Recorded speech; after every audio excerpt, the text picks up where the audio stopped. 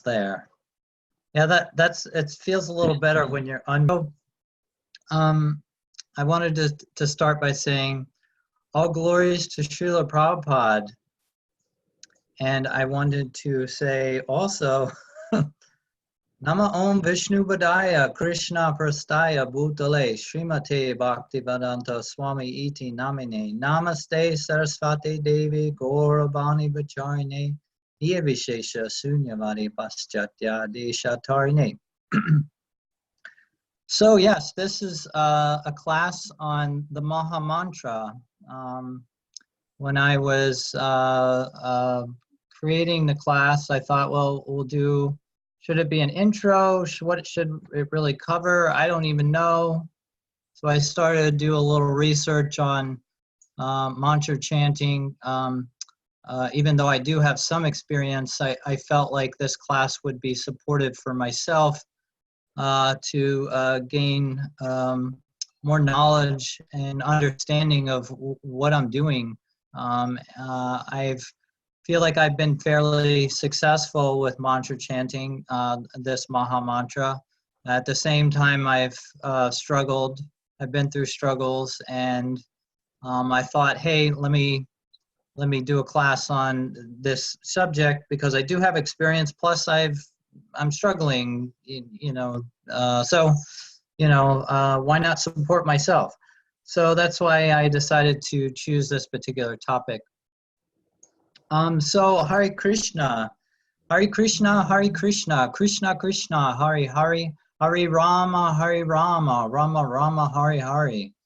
So this mantra, for those who are practicing Bhakti Yoga, this is the main mantra that we chant. Hare, the meaning of the mantra, Hare is the connecting to the energy of God, the feminine energy God, and then also known as Radharani. And then we have Krishna is the all attractive or the most beautiful, and that's what Krishna means. And then Rama is the reservoir of all pleasure. We are all seeking pleasure, and Rama is like the reservoir of all pleasure. So it seems like that would probably be the best place for us to seek pleasure, if we're looking for that. So yes, for this class, I wanted to show just some basics as well as go into other aspects of chanting. But for new people that might watch this video, I thought let's show a little bit of what people might be experiencing when they're coming into contact with mantra chanting. So we have japa beads. There's 108 beads on the string, and a lot of devotees use this nice little bag to hold their beads in. It has counting beads on it. We have 16 beads right here. Srila Prabhupada is instructing us to do at least 16 rounds, and that's what's on our longer string. And then we have a shorter string with 4 other beads. So we have the potential to chant 64 rounds counting on this particular setup. You may be able to do more, I don't know, but that's what we have here and with our bags. So when we're chanting on the beads, we hold the beads with our thumb and then our middle finger, and then we just go. As we chant the full mantra, Hare Krishna, Krishna Krishna, Hare Hare, Hare Rama, Rama Rama, Hare Hare. We make our way around. So after that's one round, and then we go to the next bead and say it again. And we keep going all the way around back up to this side. And once we get to this marker bead in the middle, then we go back down and around to this side. I've been instructed not to chant over this. I don't know exactly why. Maybe somebody has information about that. But so anyway, that's the basics of like chanting on the beads. So we're going to go into what Sastra says about chanting the Maha-Mantra. And I wanted to, I have a list of references that I will give to you guys. Dominique will support me and help me get it to you guys of where I'm getting my references today. But I wanted to show, these are the books that I'm giving references from. This is the Nectar of Instruction. That's one of the books. This is the Chanting Hare Krishna book. It has Srila Prabhupada's letters, lectures, books, references, and talks, morning walks, conversations, I guess it would be called. And this particular book you may have seen at Mother Malini's or Dear Govinda's.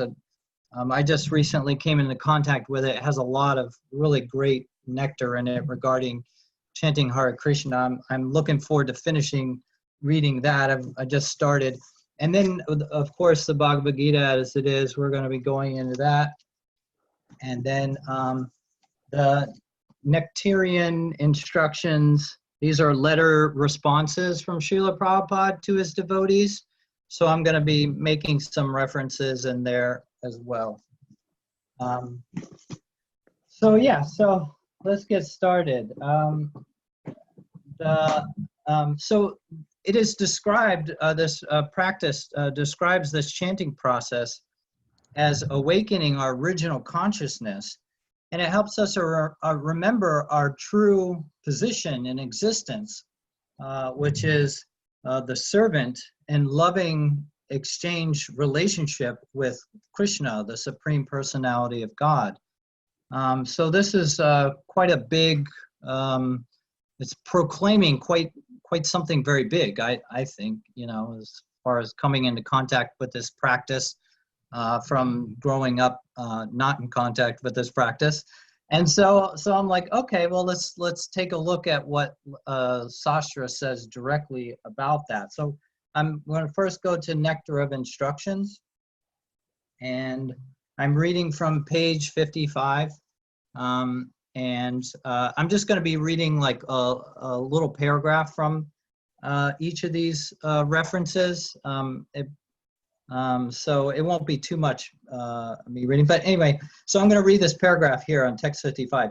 Since Krishna conscious is inherent in every living entity, everyone should be given a chance to hear about Krishna. Simply by hearing and chanting, one's heart is directly purified and one's original consciousness is immediately awakened.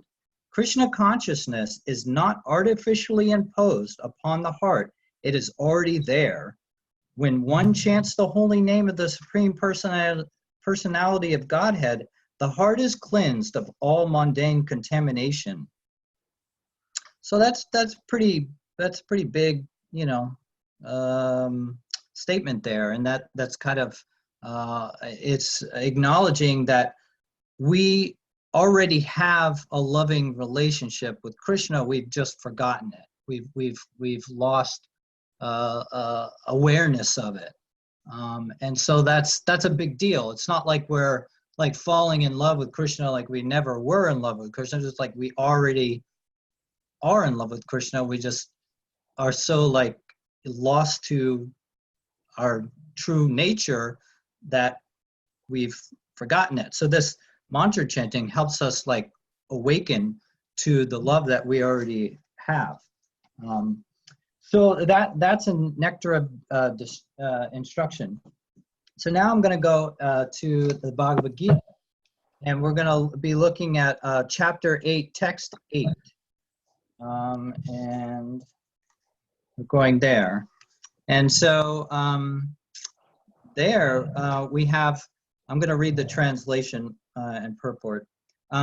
He who meditates on the Supreme Personality of Godhead, his mind constantly engaged in remembering me, undeviated from the path, he, O Partha Arjuna, is sure to reach me.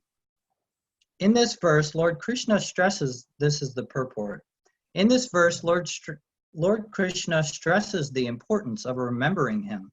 One's memory of Krishna is revived by chanting the Maha-Mantra, Hare Krishna. By this practice of chanting and hearing the sound vibration of the Supreme Lord, one's ear, tongue, and mind are engaged. This mystic meditation is very easy to practice, and it helps one attain the Supreme Lord. So again, that's, right there in the Bhagavad Gita, it's reviving one's memory of Krishna in our relationship, our loving relationship with him. So that's Bhagavad Gita. So we're going to go to the Bhagavad Gita again and look at the introduction. And on page 25,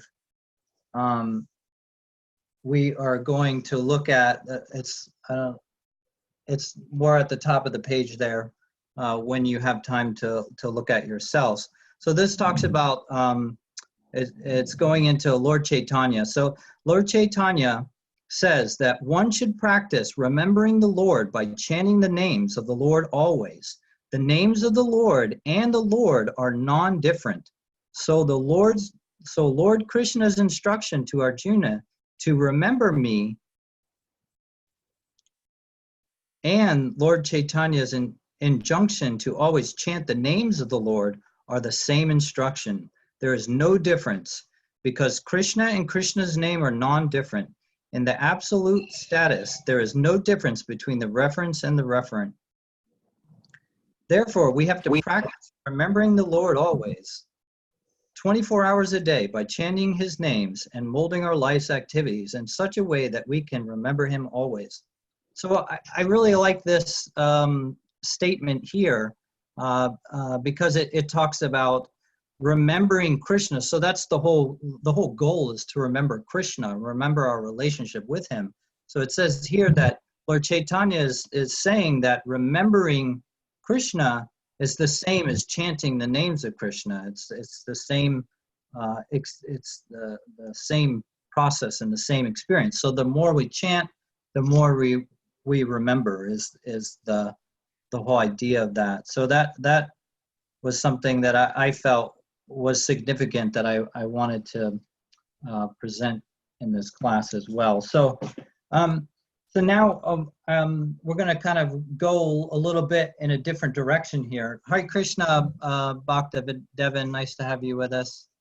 You too, Narayan. I'm not sure if I acknowledged your presence either, but Hare Krishna, thanks for joining. So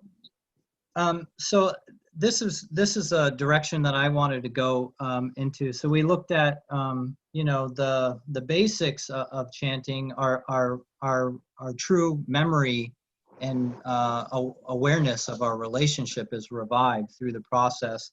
And the direction I wanted to go next was to look at like how Krishna is like eagerly waiting to reestablish this loving relationship with us. And so we're going to go back to the nectar of instruction again, and we're going to go to page 72, and I'll read from there. So when one fully engages in chanting the Hare Krishna Maha-Mantra, he gradually realizes his own spiritual identity. Unless one faithfully chants the Hare Krishna mantra, Krishna does not reveal himself. We cannot realize the Supreme Personality of Godhead by any artificial means. We must engage faithfully in the service of the Lord. Such service begins with the tongue, which means that we should always chant the holy names of the Lord and accept Krishna Prasadam. We should not chant or accept anything else. When this process is faithfully followed, the Supreme Lord reveals himself to a devotee. So Krishna's, he's waiting for us to rekindle and reestablish our relationship with him, and I'm like really appreciating hearing this as well. Like, oh, like, you know, God's eager and waiting, and we just need to do our part to reestablish that relationship. So, and now I'm going to go back to Bhagavad Gita, and we're going to read from chapter 12, 6 and 7 is the text. Chapter 12, 6 and 7. So I'm going to read the translation first. For one who worships me, giving up all activities onto me and being devoted to me without deviation, engaged in devotional service and always meditating upon me, who has fixed his mind upon me, O son of Partha, for him I am a swift deliverer from the ocean of birth and death. Purport. It is explicitly stated here that the devotees are very fortunate to be delivered very soon from material existence by the Lord. In pure devotional service, one comes to the realization that God is great and that the individual soul is subordinate to him. His duty is to render service to the Lord. If not, then he will render service to Maya. As stated before, the Supreme Lord can only be appreciated by devotional service. Therefore, one should be fully devoted. One should fix his mind fully on Krishna in order to achieve him. One should work only for Krishna. It does not matter in what kind of work one engages, but that work should be done only for Krishna. That is the standard of devotional service. The devotee does not desire any achievement other than pleasing the Supreme Personality of Godhead. His life's mission is to please Krishna, and he can sacrifice everything for Krishna's satisfaction, just as Arjuna did in the battlefield of Kriksha. The process is very simple. One can devote himself in his occupation and engage at the same time in chanting Hare Krishna, Krishna Krishna, Hare Hare, Hare Rama, Rama Rama, Hare Hare. Such transcendental chanting attracts the devotee to the personality of Godhead. The Supreme Lord herein promises that he will, without delay, deliver a pure devotee, thus engaged from the ocean of material existence. Those who are advanced in yoga practice can willfully transfer the soul to whatever planet they like by the yoga process, and others take opportunity in various ways. But as far as the devotee is concerned, it is clearly stated here that the Lord himself takes him. He does not need to wait to become very experienced in order to transfer himself to the spiritual sky. The purport of this verse is that the devotee does not need to practice Astanga Yoga in order to transfer his soul to spiritual planets. The responsibility is taken by the Supreme Lord himself. He clearly states here that he himself becomes the deliverer. A child is completely cared for by his parents, and thus his position is secure. Similarly, a devotee does not need to endeavor to transfer himself by yoga practice to other planets. Rather, the Supreme Lord, by his great mercy, comes at once riding on his bird carrier Garuda, and at once delivers the devotee from the material existence. Although a man has fallen into the ocean, may struggle very hard, and may be very expert at swimming, he cannot save himself. But if someone comes and picks him up from the water, then he is easily rescued. Similarly, the Lord picks up the devotee from his material existence. One simply has to practice the easy process of Krishna consciousness and fully engage in devotional service. Any intelligent man should always prefer the process of devotional service to other paths.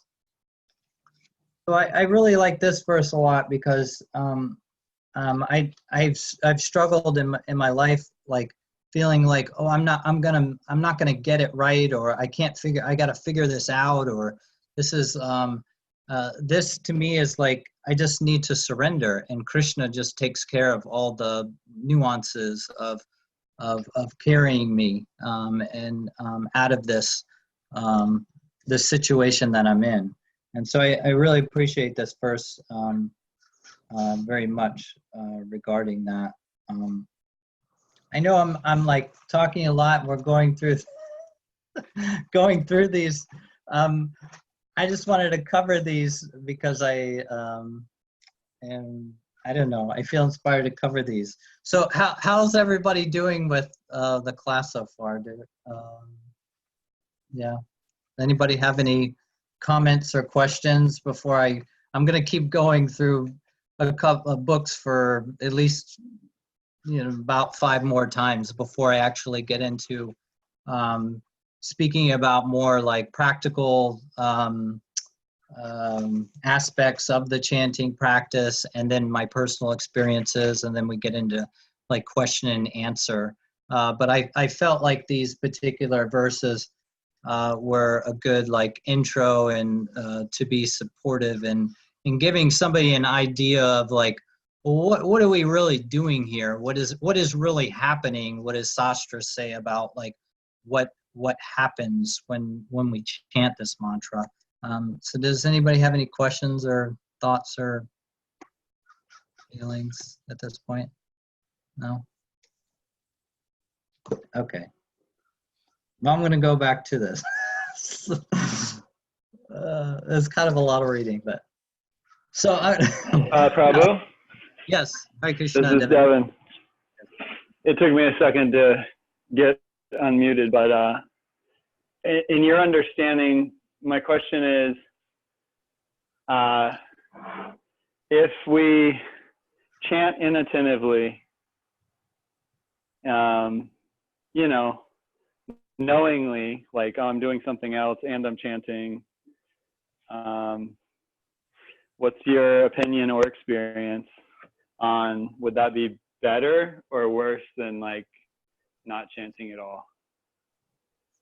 Like how do you respond to that? I mean, I kind of have an answer myself, but I'm just curious like where you're at with that kind of thing. And if it doesn't apply to where you're at right now, then it's okay. We could talk about it later too. Yeah, we could discuss this later. I actually experience it more as an advanced topic, but as far as like focusing on offenses, but I'm open to have that discussion. Do you mind if we do that later? Yeah. I'm not hearing you anymore for some reason. Did you? Oh, yeah. Oh, there we go. Perfect. That's just what was coming up for me in the moment. So. Okay, cool. Yeah. So I hear that you have that question of like, if I know that I'm committing an offense and then I'm chanting regardless, like, should I not chant at all? That's the question. Yeah. Is that kind of what you were saying? Yeah. I don't know if that's exactly right, but I think I wouldn't say I know I'm committing offense, but more inattentive. I know I'm being inattentive is more precisely what I was talking about. But yeah, maybe it doesn't fit in here, and then we'll just discuss it later. Thanks for that. Yeah, thanks for your question. All right, so now we get into so we took a look at the first things we took at is what is happening. It's with chanting. It awakens our original consciousness, and then we looked at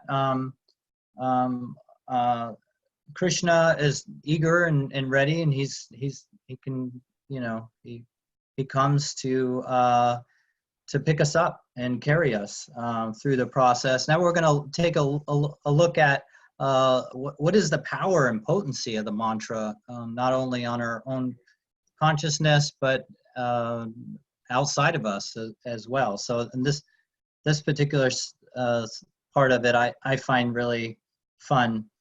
So we're going to go to Prabhupada's letters, and I'm reading from page 390. I don't know if anybody has this, and like I said, I'll give everybody the references that I'm getting everything from, but this is a letter to Hari Puja Dasi. It's from June 25th, 1972. Now please continue to strictly follow the regulated principles and rigidly observing the 4 principal restrictions, namely no eating of meat, fish, or eggs, no taking of any kinds of intoxicants, including coffee, tea, and tobacco, no illicit sex, and no gambling, and always without fail chant 16 rounds of the holy names daily, and be happy. If you stick to these principles with determination, then you will become free from all attachment to Maya by Krishna's grace. The example is that when the sun is in the sky, there is no question of darkness. Similarly, when the Hare Krishna mantra is vibrating on your tongue and you are hearing attentively, then your consciousness becomes clear or Krishna conscious, and there is no question of Maya or hazy consciousness. Just as when the light and darkness come together, the darkness cannot stand before the light, so Maya cannot stand before the presence of Krishna.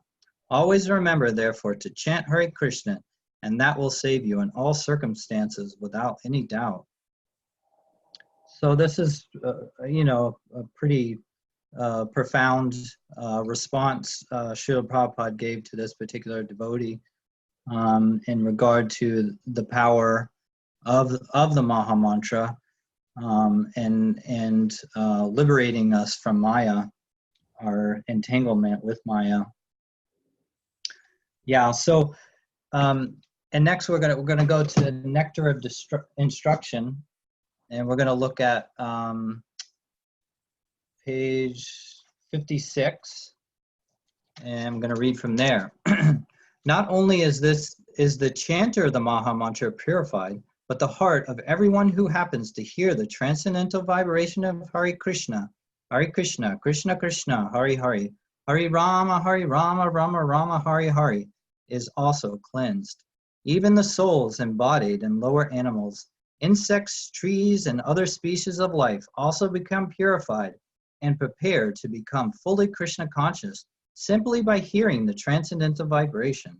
This was explained by Thakur Haridas when Chaitanya Mahaprabhu inquired from him how living entities lower than the human beings can be delivered from material bondage.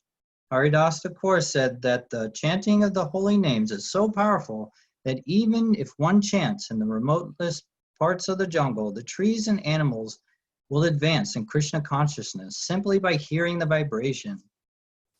So I'm really appreciating this verse. I know it's been supportive for me to have this awareness because, it's like, hey, sometimes I don't feel like chanting. I don't care about myself. I might be in the attitude of like, well, I don't care about myself. But hey, if we chant the Maha-Mantra, we could support other living beings all around us that, so do it for them. Why not? That's kind of what this verse helped me kind of take a look at. Like, okay, well, I don't care about my own, Krishna consciousness right now, but I'm going to, do something good for the world. So I'm going to chant this mantra anyway. So that's why I appreciate that particular verse there. So we're going to go back to Prabhupada's letters, and let's see. Didn't mark the page on that one, but let's see if I can just find it. Oh, here we go. So this one's pretty profound. So this is Prabhupada's letters, again, a response to his devotees. This is to Damodara, December 3rd, 1971. And Srila Prabhupada writes, you mentioned ghosts. So far I have experienced the best way to remove them is to chant Hare Krishna very loudly and have a jubilant kirtan until they leave. In England, at Mr. John Lennon's house, where I was staying in 1969, there was one ghost. But as soon as the devotees began chanting very loudly, he went away immediately. So I really like that letter too, because it's like, wow, that's pretty powerful. We're talking about, getting rid of these subtle body entities that are stuck in these subtle bodies, just tormenting themselves and everybody else. So the Maha-Mantra is effective for that also. I've personally have had devotees that have used the Maha-Mantra, playing it 24 hours a day to get rid of paranormal activity in their homes. And then me personally, I've dealt with a lot of dark evil spirits in my life, and and I never really had anything that I could use against them. And I, after chanting a few years, I had an encounter, and I chanted the Maha-Mantra, and it dissolved the whole situation. And I felt so like, I felt like it, I felt like I didn't like it, I just neutralized the attack that I was experiencing, and I felt so grateful that I have a tool now to use, like when I get into that situation. I know also my son has been chanting the Maha-Mantra whenever he is feeling scared, and a lot of times if he's in a bedroom by himself, he'll be chanting, or he'll have the mantra box with him, and I'm appreciating him having this tool that he can use as if he's feeling fear. So I wanted to share that too. I like that particular acknowledgement about subtle body beings.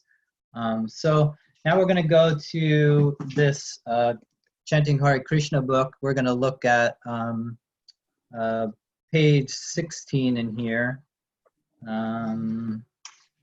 And what do we have here? Oh, yes. So there's it's on page 16, there's a subtitle called Powerful Beyond Our Conception.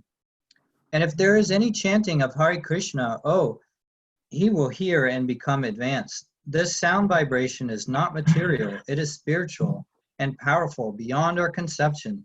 So it cannot be hindered in any way by something material. It surpasses all these material barriers.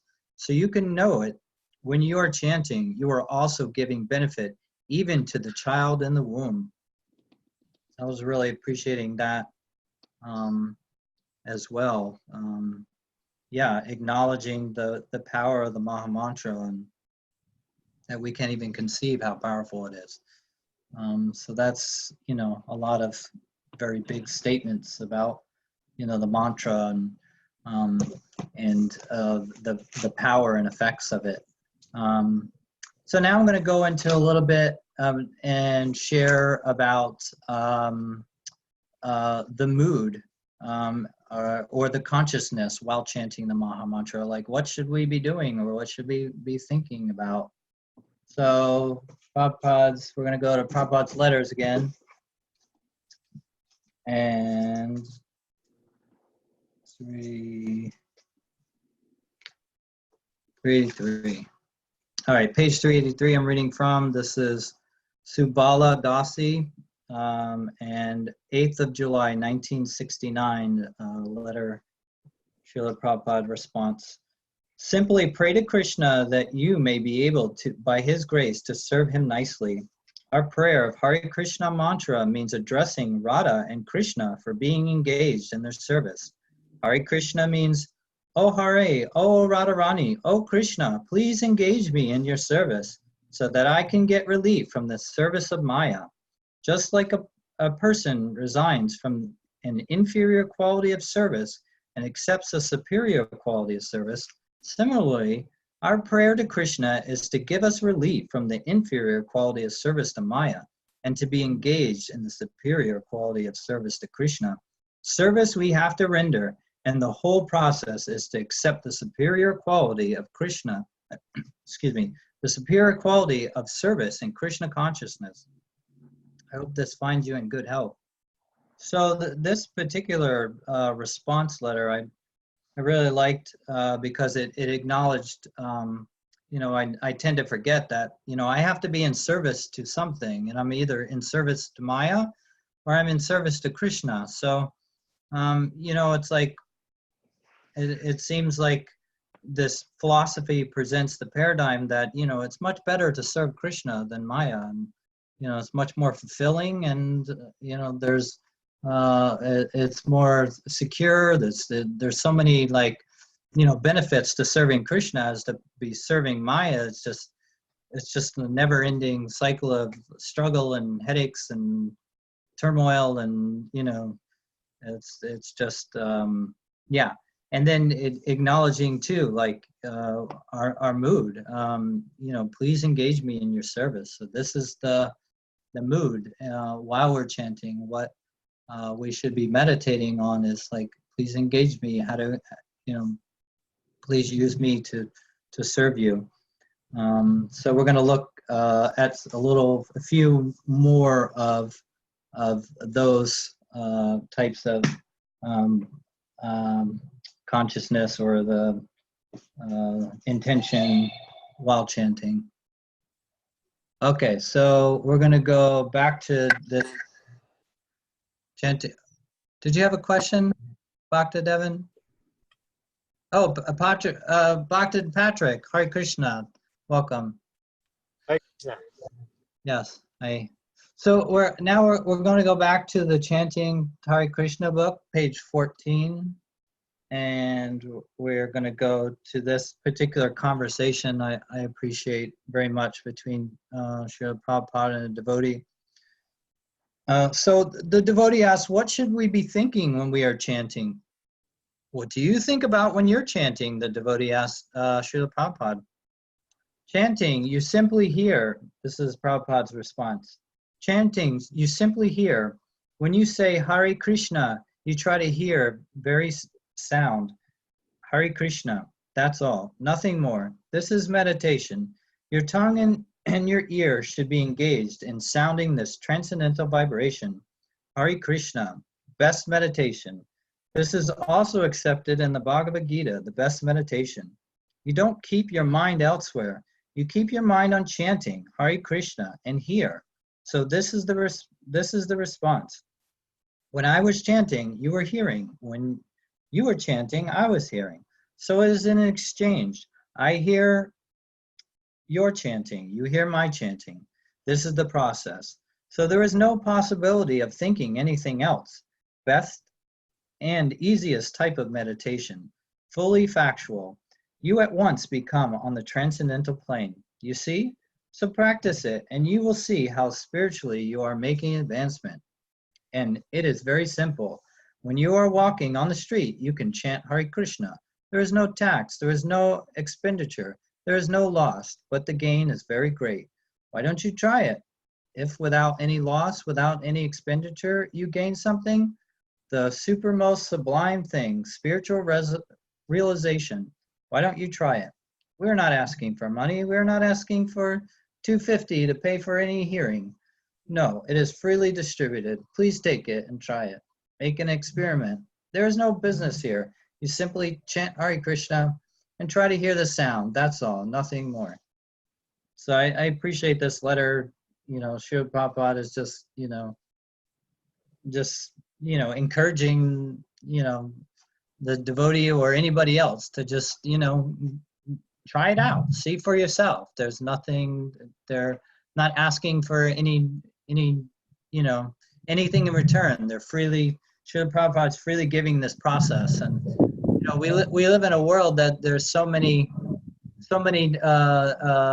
things are coming at us all the time that, there's usually a price to pay and attached to it. But I'm appreciating Srila Prabhupada giving us like something that we can really benefit from, and it's free. So I'm really like, hey, this is really nice. And then Srila Prabhupada is emphasizing just hearing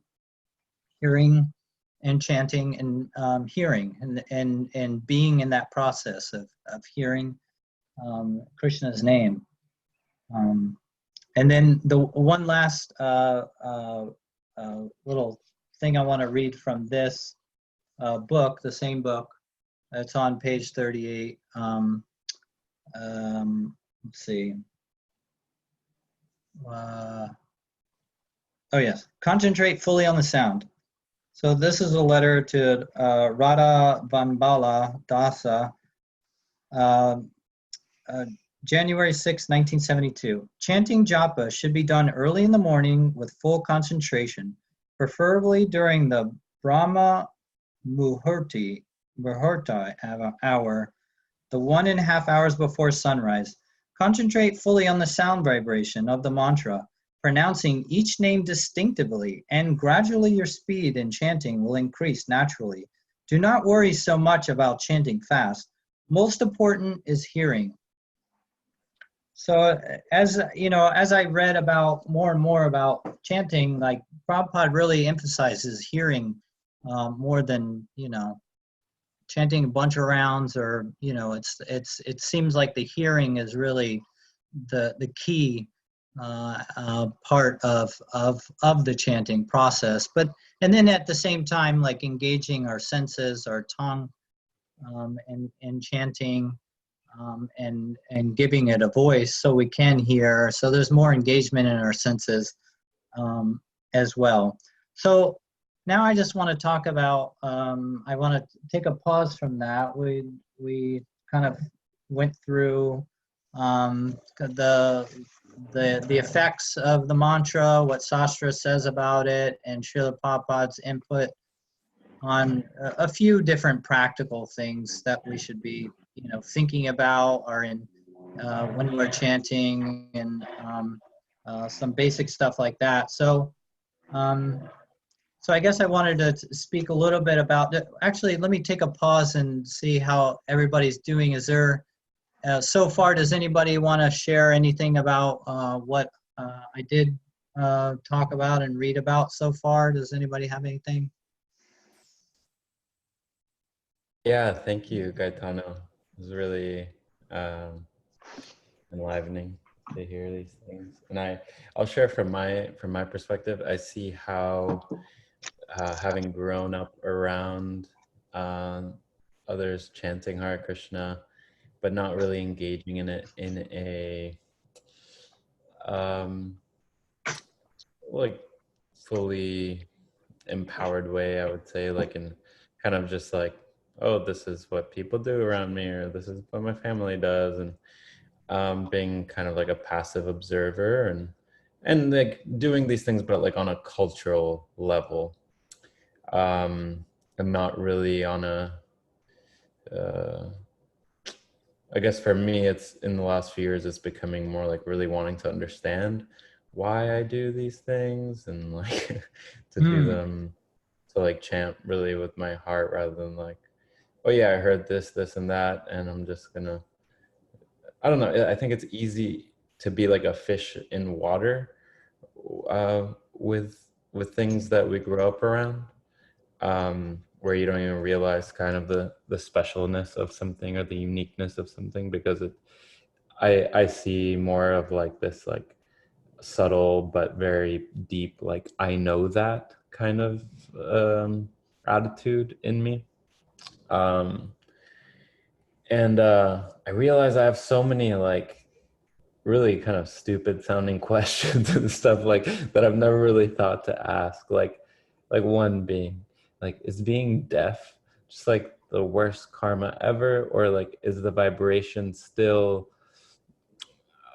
is the sound vibration like still working on that subtle level? And it's like, are there any cases of Prabhupada or someone addressing like what someone, that can't hear in the traditional sense, I guess, could do? Like Beethoven, I know, would like kind of listen through feeling sound. So that's just one thing I've had a lot in, that I've never really asked anyone, that I'm curious about, if you have heard anything or have any realization around.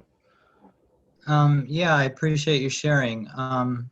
Yeah, I hear that, you know, growing up in, you know, Krishna conscious culture, like, you know, everyone around you has just been doing this thing that, you know, and then you found yourself doing it too, but, you know, you're looking deeper into like, well, why am I doing this? And how am I really connecting to this experience? And what does it all really mean? You're going through your process of creating more understanding around just something that was kind of habitual behavior because everybody else was doing it. And maybe you even saw that in others that was around you growing up, that, you know, you experienced them as just doing it habitually and not even like, you know, authentically connecting to it. Maybe I'm just saying, I guess I'm speculating a little bit, but No, that's true. I don't want to like, yeah. I want to talk from my experience, but yeah, I mean, that is how I perceive a lot of really anyone that grows up around something kind of take it for granted or just adopt it Yeah, superficially because it's what everybody else is. It just becomes like almost like mundane culture, even though yeah, I still believe there's some, unavoidable spiritual effect. It's like, yeah, yeah. Yeah, I threw that in there because I grew up I had a Christian upbringing, and I observed others. Like I didn't observe them really like conscious and aware of like them doing what they were doing. They were just going through the motions, and I'm like, well, we're just going through the motions here. Like, why are we doing this? So it's just, um, I guess that's why I was kind of hypothetically uh, thinking that that may have been your experience as well. yeah, I But really yeah, appreciate actually hearing your shared experience because it's easy for me to narrowly kind of like blame uh, my society or like the people I grew up around, but when it's just like it's just a fact of the mind and what consciousness does, like how we get trapped in kind of mundane aspects of religious practice.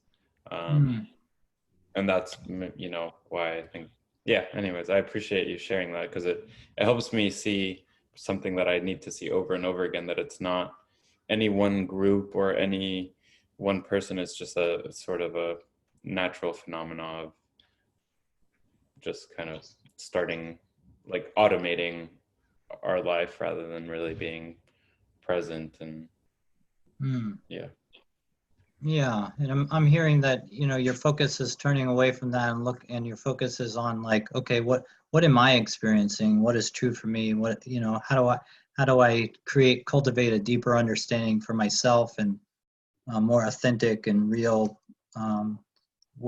practice? And so that's what I'm hearing where your journey is going. And as far as regards to like, the only response I have toward like any deaf people that or have any other kind of handicaps or restrictions and physically, I just think I connect to like the sound vibration it's powerful beyond our conception. It's if amoebas are affected by it, if birds in a tree is affected by it, or trees or plants are affected by it, then plants don't have ears, and like, but they can. I know they are responsive to sound vibrations. There's I've looked into different experiments with presenting sound to plants and how they stun their growth, or they thrived with certain types of music. And so I would imagine that it's and my understanding is the sound vibration is like it's spiritual sound vibration. It's not like material, so it's like it has a potency that we can't even like comprehend or really fully understand. So but I don't have any experience directly to share with you regarding that.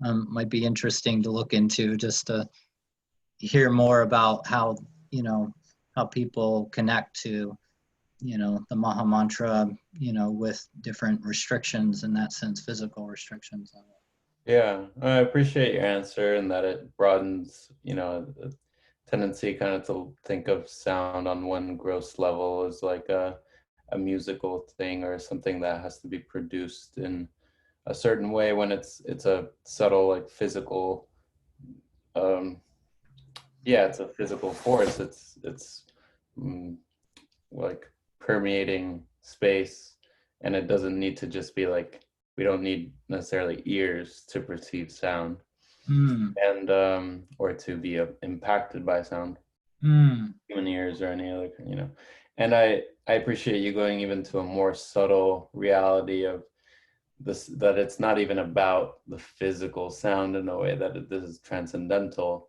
And I mm, think that's a part that's really important to understand, that it's because I do see myself kind of wanting to put it in this box, and try to understand it in this way, when it is a little bit beyond, um, yeah, physics maybe, or anatomy, when we're talking about spiritual sound vibrations. Yeah. Yeah. Thanks for sharing. I didn't realize how much time it is, but it's 2:50. I know other classes have gone an hour and a half, and if any of you are willing to hang out a little longer than that, I know some of you may not be able to, but I have I wanted to get into like how to support ourselves like on a practical sense in mantra chanting, and my own personal experiences. I thought I'd talk about that as well. Um, so if anybody has anything, if anybody does have anything else they want to share right now, then that's, Gaetano, yes. Hare Dominic Krishna. here. Hare The Krishna. class goes to till 3:30, so feel free to keep going. And also, can you tilt your camera down and away from the light a little so we can see? That's Is that better? Thank you. Okay. Hare Krishna. Okay, so yes. So yeah, so I was going to go into more advanced topics as we commit ourselves more to this practice, especially around taking initiation. There's bigger commitments, and an individual might start looking at there's offenses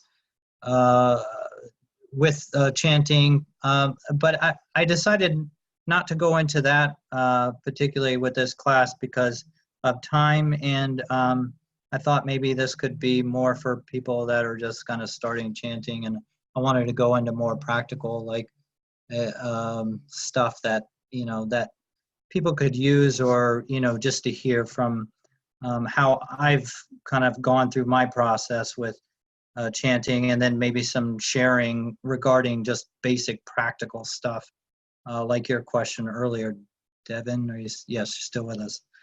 Okay. So yeah.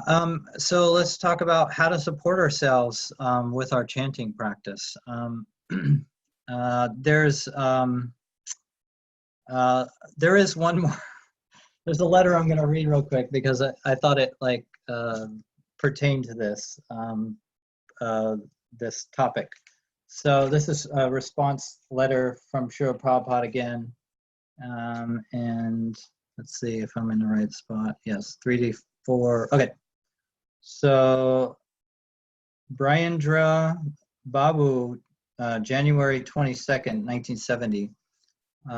Page 384, if you have this particular book. I'm not sure if the others are the same, but reference number is 7001. Actually, the Krishna consciousness movement inaugurated by Lord Chaitanya is the only panacea for all diseases of the material world. And I'm not sure what that word is, but anyway, the missing point is our forgetfulness of God. This is not a new thing because the reason for our material existence is forgetfulness of our relationship with God. Lord Chaitanya Mahaprabhu very mercifully reclaimed the fallen souls, especially in this age, by the shortcut method of chanting Hare Krishna mantra. By repeated chanting of this transcendental sound vibration, dirty things in the materialistic mind become cleansed. The dirty things in the materialistic mind are the modes of passion and ignorance. When the modes of passion and ignorance come in, although the process of cleansing is not yet completed, the modes of goodness become prominent. This means that the propensity of being lusty and greedy diminishes, and one can be fixed up in devotional service of the Lord. When one is fixed up in the modes of goodness and devotional service of the Lord, he can factually understand his constitutional position, and that is his liberation. So we had this morning, we were talking about the material modes, and I was expressing how recently I was planning for this class, and I was looking at how being more conscious about my awareness of where I'm at as far as like what mode I'm operating from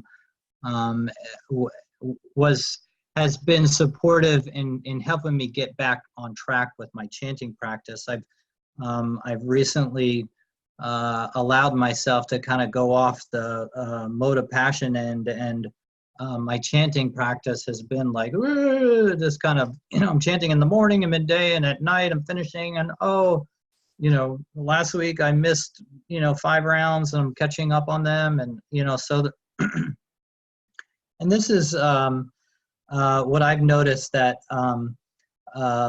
really looking at, like, am I cultivating a sattvic culture for myself, and how that affects my chanting practice.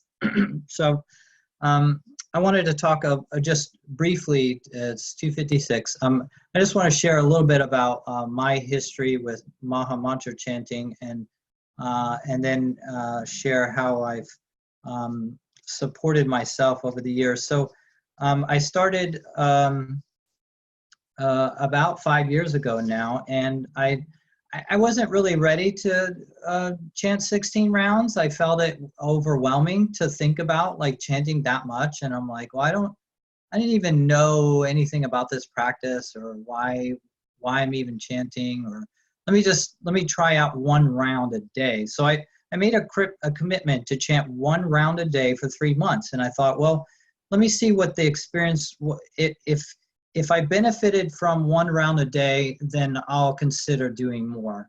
So I chanted 1 round a day for 3 months.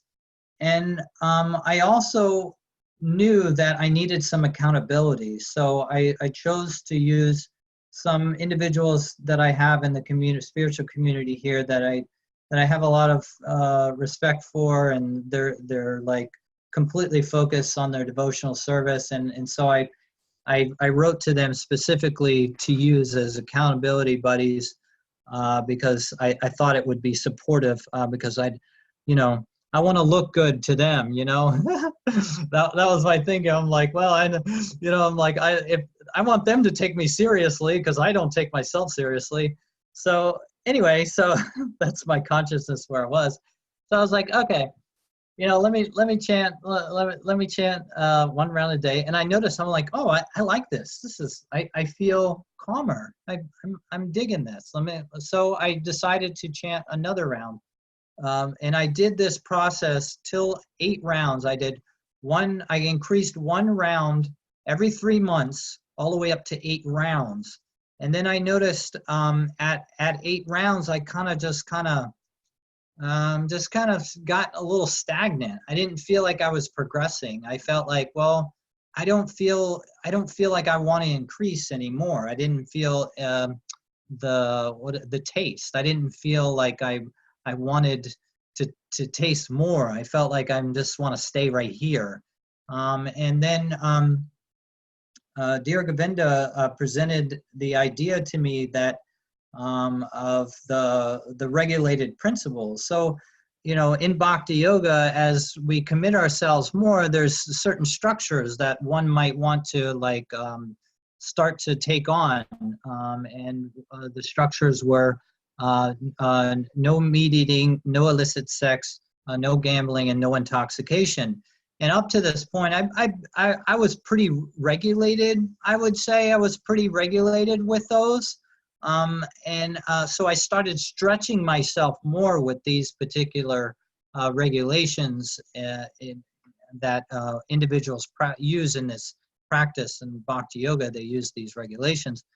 And so what I noticed was, the more I stretched myself with these particular regulations, the more I had more of a taste to chant more. And I was like, okay, I could see the relationship here. So it's not just me chanting. There's a whole program here. There's like chanting, there's the regulated principles, there's hearing from the spiritual master, there's reading, there's association, there's taking prasadam. So I started looking at other aspects of Bhakti Yoga and the practice of Bhakti Yoga, and how engaging myself in those other aspects of Bhakti Yoga gave me more desire and more willingness and curiosity on what would happen if I increase my rounds even more.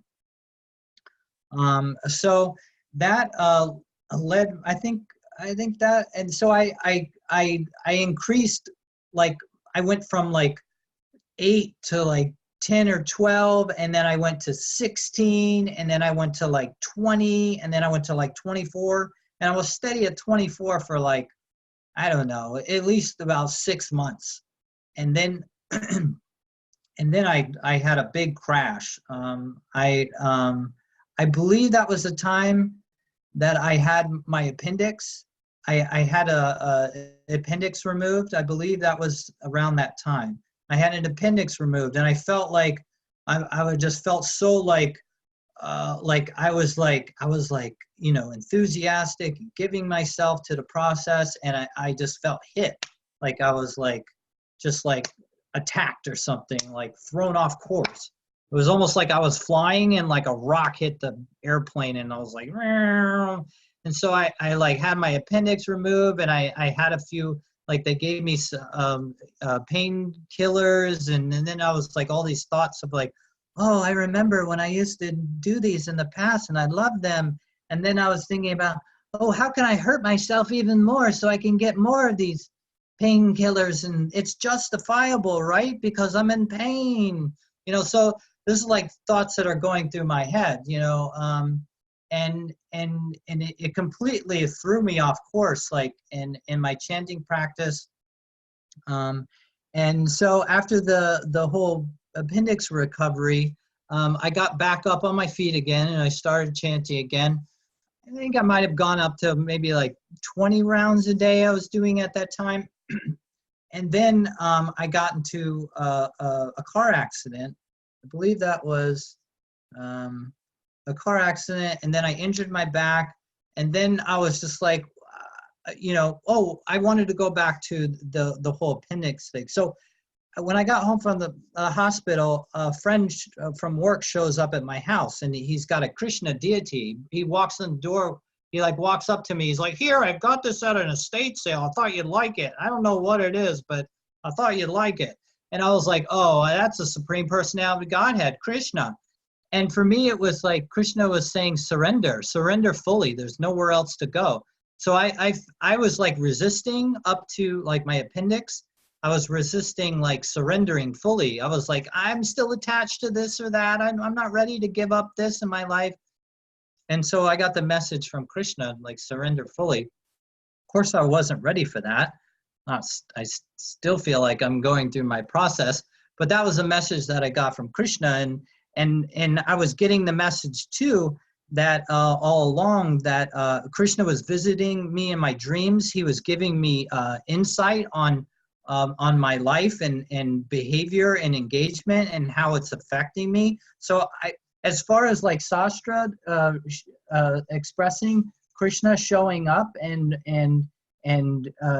engaging directly in our lives, I was experiencing it at that time in my life.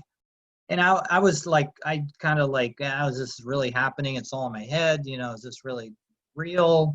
You know, but, you know, I do feel, yeah, it's real. And Krishna, and that's one thing I do have to share, that through my practice so far with this mantra chanting and association and practice in Bhakti Yoga, Krishna, there's a very real being called Krishna that is interacting directly with me in my life, and it's undeniable. I can't like say, well, it's just, it could be all in my head. I've had too many like just too real, like and I could go into that, but that's not what this class is about.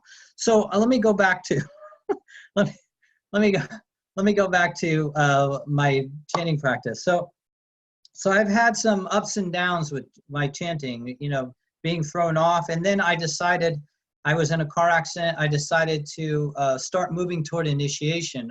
Okay, Krishna, you're telling me there's nowhere else to go to surrender. So the next step is to take initiation. So I'm 100% committed to chant my rounds, 16 rounds a day minimum. Prior to this, had no commit. Like I had a commitment of I'm going to chant, you know, and see what the experience is like, but I wasn't like 100%, I'm chanting 16 rounds, 100% committed to that process. Because before it was loose. It was like, oh, I missed chanting that day. Oh, well, whatever. I'm going to just start again today. That's kind of where I was at. And what I noticed when I made the commitment, okay, I'm gonna pretend that I'm taking initiation, and so I'm gonna embody what it's like taking initiation, and that is 100% committed to chant 16 rounds a day minimum.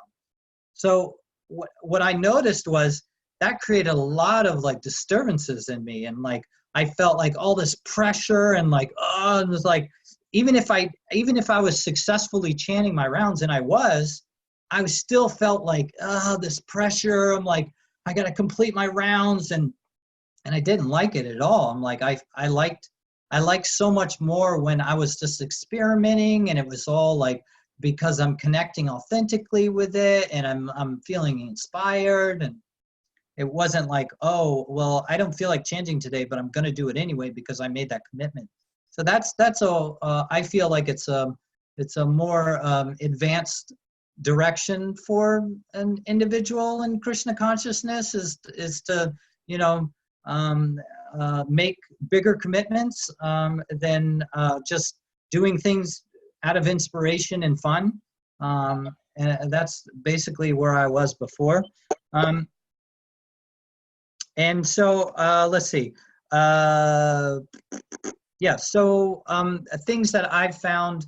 So I'm still going through my process. I'm like, I'm chanting my minimum rounds. I'm not chanting over that. I don't at this point in my life. But there's a couple of things that I just wanted to share that have been really supportive for me to bring into my consciousness on like around chanting.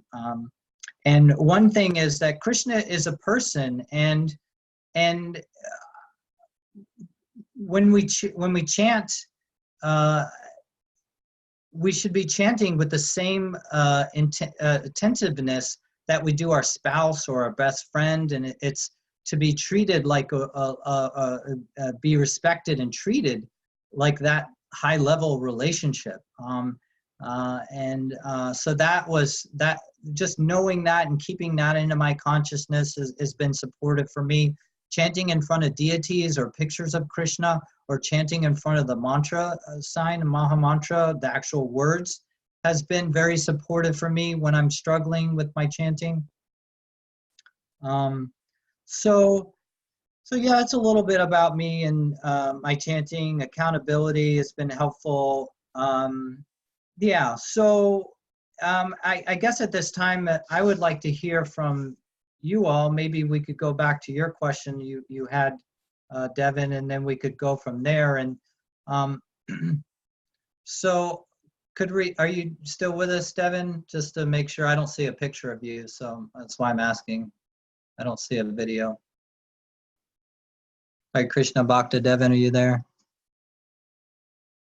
Yeah, No. I'm here. Oh, yeah, hi. I'm here. It's just taking me a second I'm not good at Zoom or something. I don't know. Anyway, yeah, I'm here. I'm listening. Yeah, so to revisit your question, you were expressing like if you're kind of in a place of like you're not attentive, you're not focused, should you be chanting or not? Does that connect to your question? Yeah, that's right. Yeah, that's right. Yeah. Well, Like, I mean, should I just wait? Should I wait and chant only when I can? I'm committed. Like so if I make a commitment, but then I'm like kind of my focus isn't on the chanting. I mean, okay, so I don't chant when I'm driving, but I do a lot of things when I'm driving because, like, talk on the phone or something because I feel like I need to utilize that time. So if I have a commitment to chant and then I chant like the TV's on, or what if I chant while I watch the TV? Some people say they chant when they're on Facebook. They're kind of looking like just inattentive. I know it's inattentive. I mean, I'm not consciously being offensive. It's not like, oh, I'm cursing Krishna. Like I'm using the holy names like it's blasphemy ways in vain or something like that. But I'm just basically being inattentive. I know it, but I'm trying to do some rounds while I do something else, whatever it is. I know inside it's not clean, it doesn't feel good. So should I not do it? Just change my commitment? Or like, you know, am I making a fence anyway? Is it better not to do that than to do that? And I'm just, you personally, like, what is your opinion with where you're at?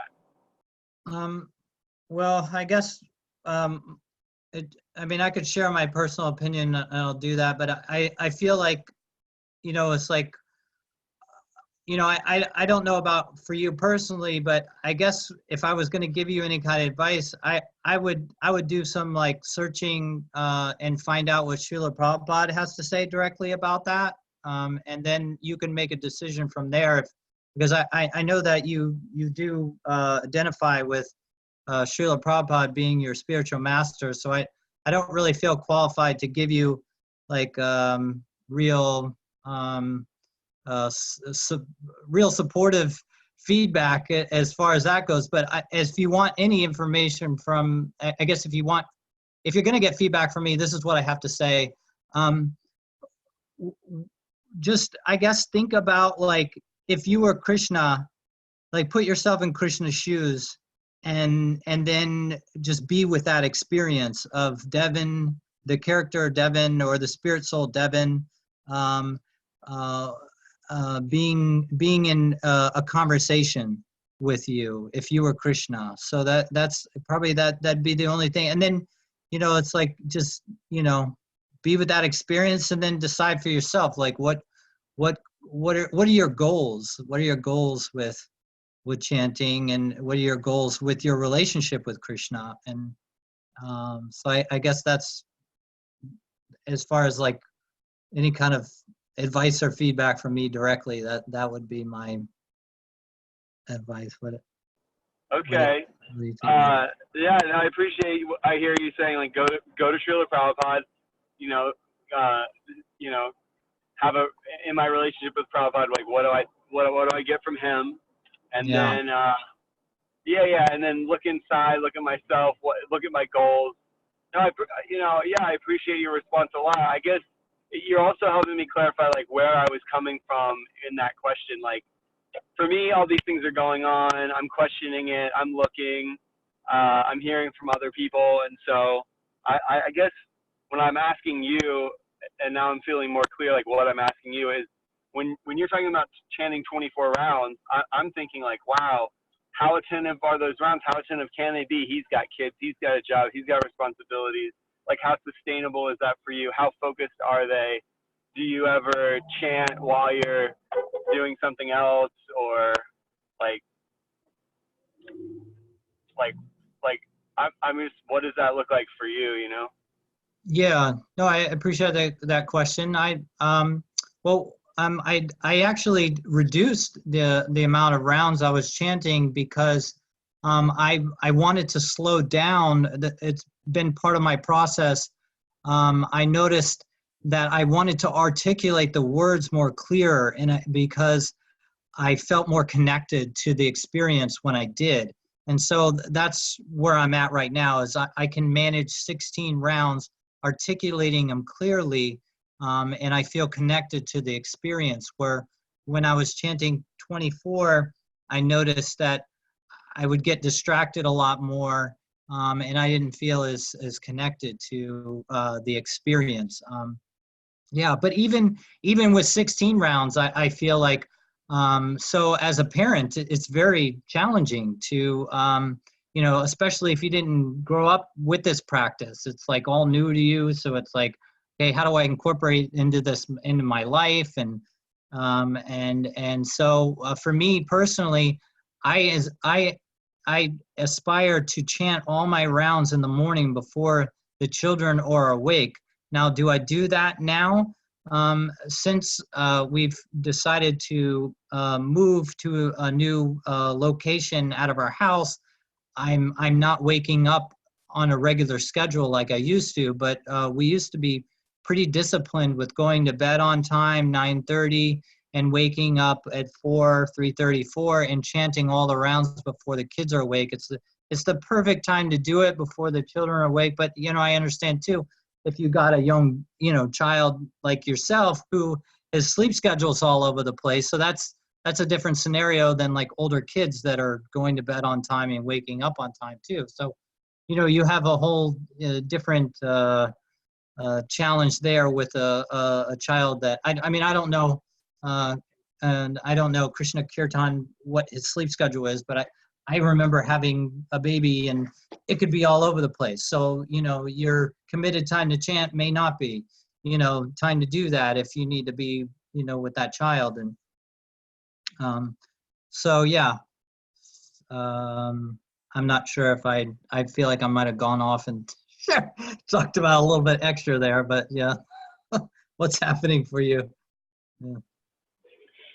Yeah. No, that's all. I guess maybe I'm just needy for that. I'm just needy to talk to other parents with similar age children, older children. I'm just kind of looking forward to what happens. I don't know. Maybe I'm looking for excuses. I'm just looking for empathy. I'm just looking for like, all right, if I chant and I'm distracted, are other people doing that? Is it just better not to do that?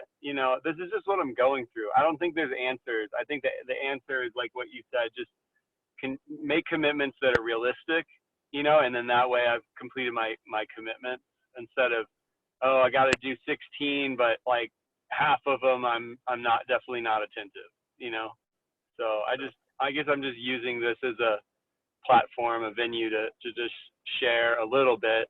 I don't think I shared that much, but in the form of questions or discussion or whatever, So, but then again, I don't know that it's perfect for your class.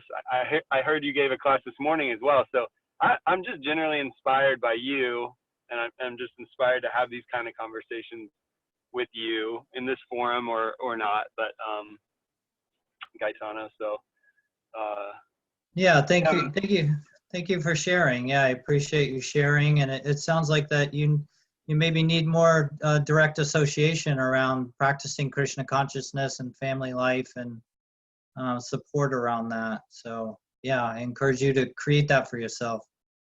And I would like to connect anytime about it. That would be great. Yes. Hare Krishna. Does anybody else have any comments, questions, realizations, I'll share challenges? something. Patrick, can you hear me? Oh, Hare Krishna, Patrick. So I just wanted to throw in that I think there's maybe some different approaches to like the issue of like quality rounds or attentive chanting versus like how many rounds to do. Is it better to not? Because you can find some Vaishnavas and leaders and spiritual teachers or whatever that might say it's better to do 4 rounds. It's better just to chant 4 rounds and have them be really attentive than to chant 16 rounds or whatever. It's better to chant like so you can find the teachers that are like that, and that's a perspective. But my understanding is Prabhupada was more so in the perspective of numerical strength is what I've heard from Dear Govinda, the name he would give to it, in that the idea is like the more rounds you chant, the better chance of you getting those really quality rounds. You chant 32 rounds, 64 rounds, then you're going to get 4 really good rounds in there, or something. Something to that extent. I'm paraphrasing or putting in my own words, but Prabhupada was coming from Bhakti Siddhanta, who's like, Bhakti Siddhanta's, if you don't chant 64 rounds, you're wasting your time, Mm-hmm. and like his spiritual teacher, chanting 128 rounds, whatever, just like, so Prabhupada was like, okay, they can't do 64 is too much, even 32 is too much, like at least 16. And he always emphasized that at least, a minimum of 16, that really 64 is good, 128 or whatever, that the more rounds we're chanting, the more chance of having those really quality rounds.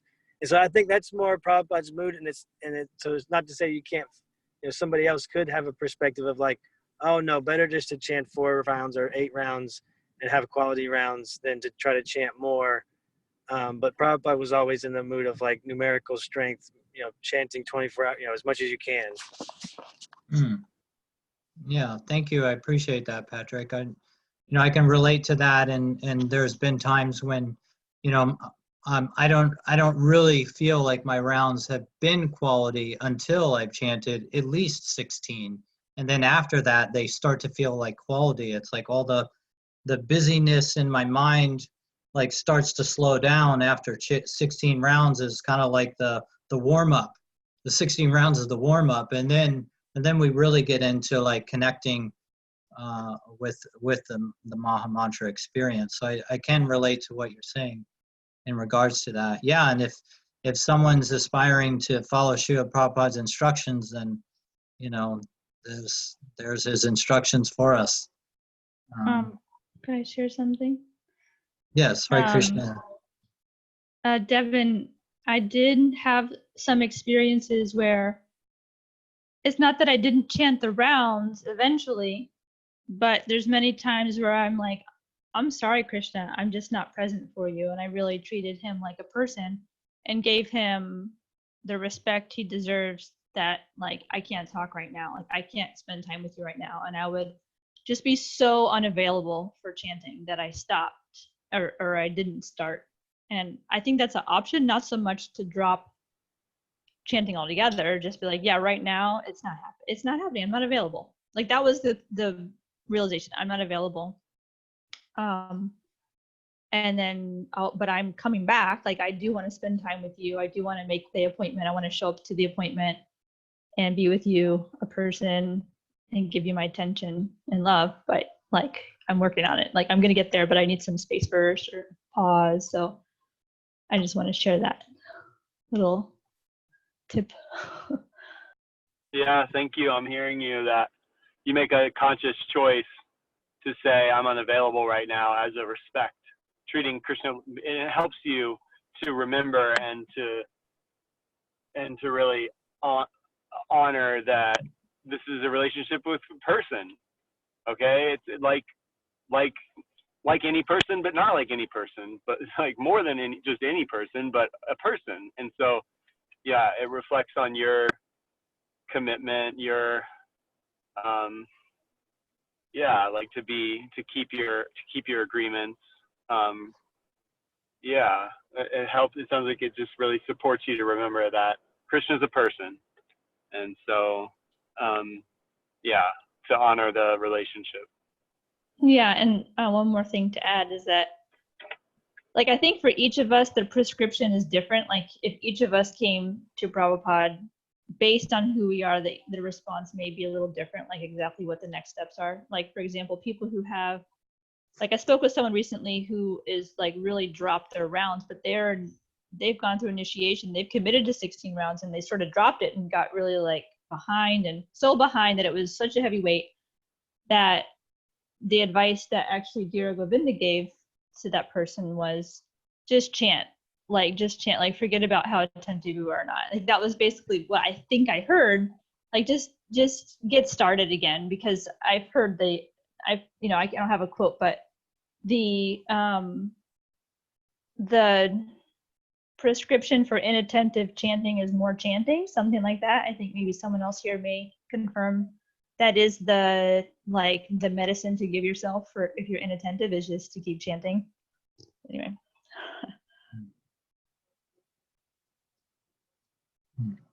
Yes, thank you for sharing, Dominique. Does anybody else? We have 5 minutes left. Anybody else would like to share?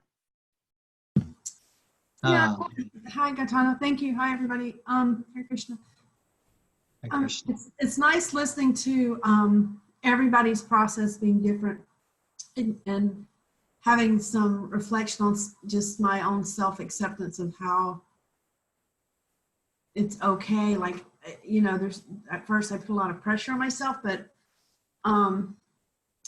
So I'm having a couple things I'm just realizing for myself that I want to share in case it's helpful for anyone who's listening.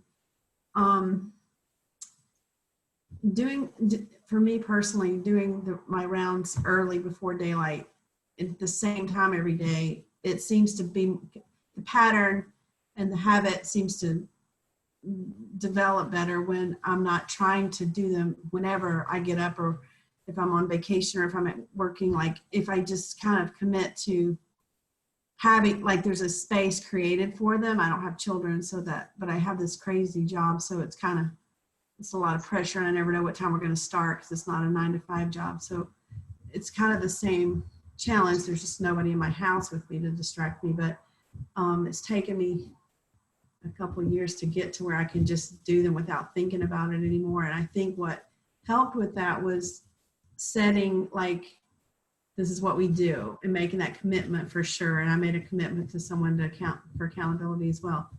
But I kind of like to soften, because I can get kind of rigid with myself about, I want the all or nothing, and I like to go for the long haul, and I make really huge commitments, and sometimes I can't keep them, but I'm kind of a really driven person. So I have to kind of back up and soften down on what's practical so that I'm not constantly struggling and pressuring myself. So besides getting up and doing them first, and I try to do a couple before the program starts.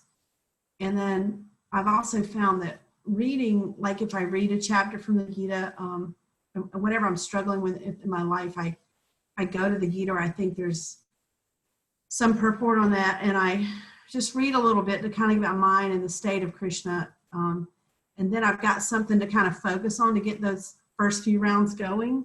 That helps me a lot. And I write about it so that I'm kind of in a place of like thoughtfulness around some principle or verse before I start. And then I try to do a couple before the program so that I'm in that mindset when I turn on Zoom in the morning. And then I also have a commitment, like I don't leave my house until I've done at least 8. And that takes a lot of time. So it means getting up super early, but I have to go to bed early. So then I have to plan. And so then it was creating a calendar that like a specific Google calendar that said, here's all the things going on in your day. And I put a little kind of, like a alarm on my phone that kind of says, okay, it's 8 o'clock, it kind of comes on really softly. And so whatever I'm doing, I need to like wind it down and get towards the bedroom and not necessarily go to sleep, but kind of get in that zone of quietness. And if I still haven't finished, if there's still a couple left, I have to do them before I go to bed, but normally they get done. But I'm thinking about what Devon was saying about, the distraction of doing them while we're doing other things. There's times when that just is the case. And so I might have to do one while I'm driving, or I might, there might be some other noise or distraction. And I guess I've looked at it like, well, I'm committed to them, and most of them are quality. If I sit and do all 16 in one sitting, yeah, they're super high quality, but that's not practical for my life every day. But sometimes it is. And when it is, it's really juicy. I love it. But that, like, it's taken me, I've just now gotten in this stride in the last probably 4 to 6 months. And so before that, it was like all over the map and all this pressure. And then David helped me kind of look at it and work it through. And now it seems like, I've had to discover all these little nuances of things that work in my life for my situation so that I can keep my commitment. And I just went over a few of them with you, but there's a whole, like another one is like, I have some beads in my car, some in my office, and some in my house, so that if I accidentally forget them, or I'm in a place, and like sometimes at work, if I know I'm going to have a stressful day, I just set little alarms to go off and say, okay, stop, go in your office, shut the door, and just quietly chant around, or you're going to get all worked up and in this drama place that can happen really fast in my office. So like those little, all those little things, it took me a while to figure out what they were, but they've been really helpful. So it's not left to each day being a new, how am I going to create this and be successful? with it today. And then I really liked what you guys were saying about the more you chant, the more you want to. Like that, I resonate with that. It seems like some days I can just walk around here just chanting all day, and other days there's something bothering me on my mind, or I'm tired, and it doesn't feel, you know, it doesn't feel as good. And there's one more thing I want to say, because this was something like I stumbled on. It's like, if I put the you know, the Beats earphones that have they block the sound out from the outside world.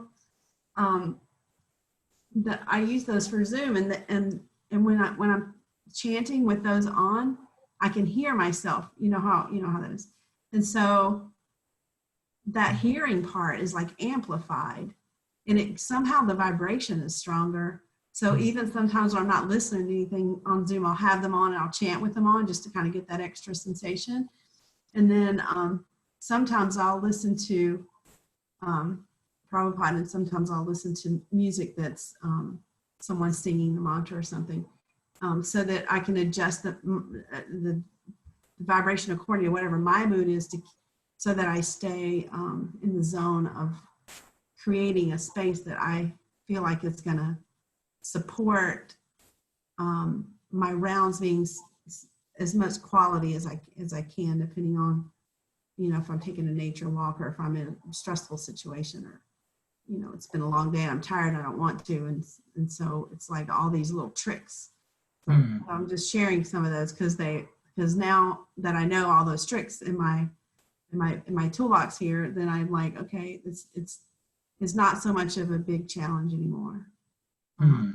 So that's a lot of information, but I'm thinking about all that. I don't know if that helps anybody or yeah. No, I'm inspired to hear how committed you are to create the structures that you've found that work for you. I appreciate that very much, hearing that from you. Well, it's been really supportive, this class. I mean, I know we're all just talking about and all the things that you brought up, and it's like, I think I was thinking about what David says sometimes, like, I forgot who quoted this, but like, people don't care what you know until they know you care. You know how David uses that in the seminar, in the classroom.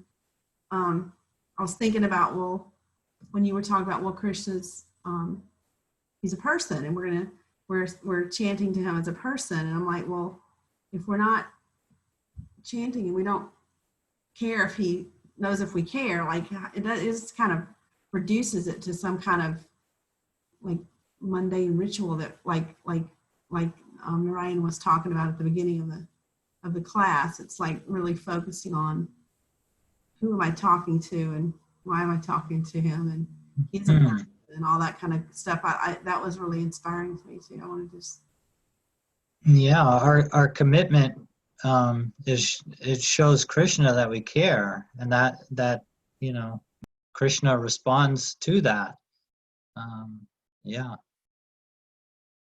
Yes, thank you for sharing. Our time has come. I appreciate everyone showing up and giving yourself to the Maha-Mantra, and I can send you the information regarding all the quotes that I wrote, that I read, whoever wants them. And I could just send them to your emails unless anybody has any objection. I know who all is here. So yes, all glories to Srila Prabhupada. Hare Krishna. Hare Krishna. Hare Krishna. Thank you. Hare Krishna. Hare Krishna.